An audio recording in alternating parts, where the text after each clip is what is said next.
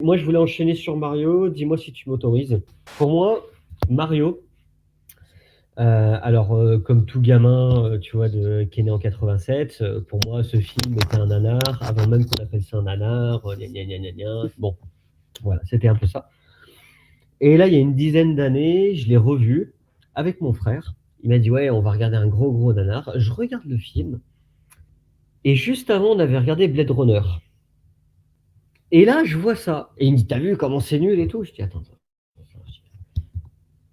Là, le monde champignon, c'est le monde de Blade Runner. Là. Donc, tu sais, déjà, je peux pas dire que c'est nul l'univers dans lequel il arrive, parce que là, on est chez Blade Runner. Là. Donc, déjà, l'univers, ce que t'as adoré, ce que tu as encensé, parce que mon frère avait la version Director's Cut et patati, enfin, je crois que c'était ça. Et bon, voilà. Et moi, je vais t'avouer que le film, maintenant, quand je le revois, mais je le trouve, pour moi, c'est la meilleure adaptation, avec peut-être Mortal Kombat et encore. Mais en termes de réalisation, je trouve que Mario, mais il est juste incroyable. Et on est passé à côté ça du film nul parce que Tom Hanks devait jouer Luigi, faut le savoir. Mais vu qu'il avait fait des mauvais scores au box-office, il a été enlevé. Michael Keaton, comme tu sais, il est un peu dur à avoir, et normalement c'était Michael Keaton qui devait jouer à la place de Dennis Hooper. Et du coup, ils ont pris Dennis Hooper pour jouer le roi Koopa. Et là, beaucoup de gens ont dit, ouais, t'as vu, en plus, ils s'appellent le roi Koopa au lieu de Bowser, ah là là, qu'est-ce que c'est nul. Sauf que le roi Koopa, c'était le roi Koopa, même dans le dessin animé, avec marqué Nintendo, c'était le roi Koopa, c'était pas Bowser. Et même, il y a une scène où tu vois des tortues en arrière-plan qui roulent en vélo, comme ça, et qui tombent comme des kamikazes dans un trou. Tu sais, parce que tu sais, il y avait des travaux dans le monde de Blade Runner, et là, j'ai rigolé. Mais j'ai rigolé, tu vois, j'ai rigolé comme un dingue. Et j'ai fait, mais en fait, ouais, c'est comme dans le jeu vidéo où voilà, tu sais, t'as les ennemis qui tombent dans le trou quand tu les esquives. Et je rigolais comme ça. Et la scène d'après, et ben, qu'est-ce que je vois? Je vois Luigi et Mario qui sont en train de courir, Mario qui est en train de bouffer un champignon.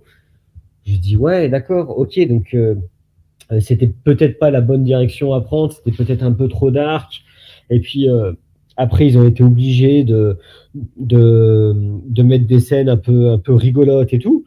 Mais ce film est incroyable. Et en plus, il faut savoir que déjà, il faut rendre à César ce qui est à César. C'est que déjà, on n'aurait jamais eu Jurassic Park s'il n'y avait pas eu Mario.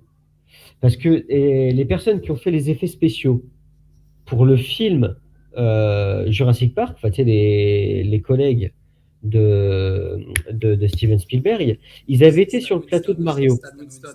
Stan Winston, eh ben, il avait été sur le plateau. Il avait été. Tu m'entends? Ouais. Stan Winston ou ses collègues, ils avaient été, enfin ceux qui s'occupaient des effets spéciaux de Jurassic Park, ils avaient été sur le plateau de Mario et ils avaient vu Yoshi.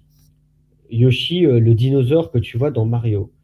Et quand ils ont vu Yoshi et qu'ils ont vu comment il avait été réalisé et l'interaction qu'il y avait avec les autres personnages, ils ont dit c'est la direction à prendre pour Jurassic Park.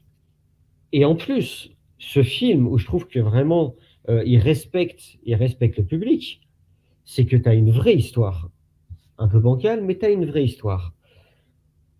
Et pas le cliffhanger, mais on t'annonce, pas, c'est pas un cliffhanger, excuse-moi, où on t'annonce une potentielle suite, c'est 10 secondes avant la fin.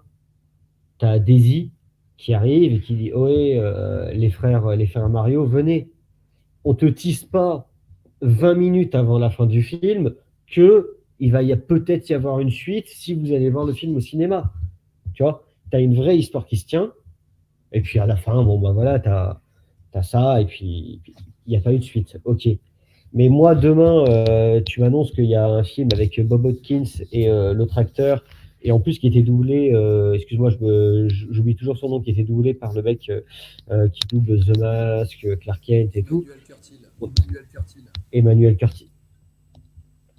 Emmanuel Curtil, non.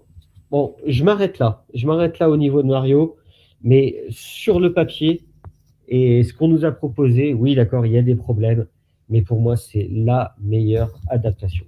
Voilà. Alors,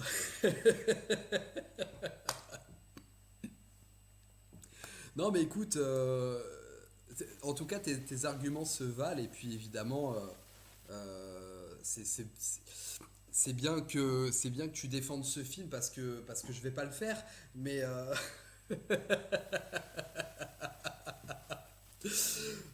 comment dire? Non, en fait, pour